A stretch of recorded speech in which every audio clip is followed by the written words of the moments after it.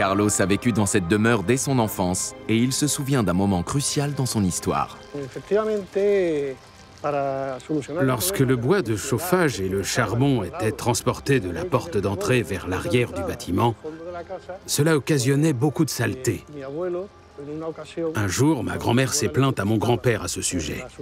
Alors, pour résoudre le problème, il lui a dit dans un éclat de voix pour le moins masculin « Ne t'en fais pas, Maria Isabelle, je vais creuser un tunnel que les ouvriers emprunteront, qui reliera l'arrière de la maison à l'entrée. Comme ça, tu n'auras plus de poussière dans ton salon. » Ils ont donc entrepris les travaux et à mi-parcours, ils ont découvert les ruines romaines. Et voilà comment a été découverte l'une des domus romaines les mieux préservées jamais trouvées sur le vieux continent. Cette demeure typique de la haute société romaine gisait cachée sous terre.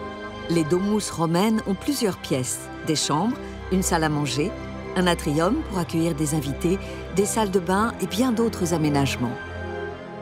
Mais tous les Romains ne sont pas en mesure de s'offrir ce niveau de confort.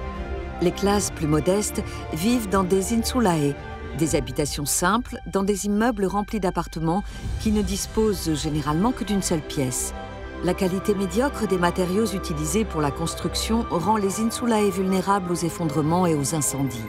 Les domus sont bâtis avec des matériaux plus robustes, ce qui a permis à certaines demeures comme celle-ci de survivre jusqu'à notre époque et de fournir de précieuses informations aux archéologues. À l'intérieur des immeubles modernes d'aujourd'hui, on trouve les ruines de demeures romaines qu'on appelle les domus. Ce sont des maisons individuelles dans lesquelles il y a des mosaïques qui, elles aussi, sont préservées. Dans certains quartiers de Cordoue, elles sont aussi bien conservées que dans ce musée.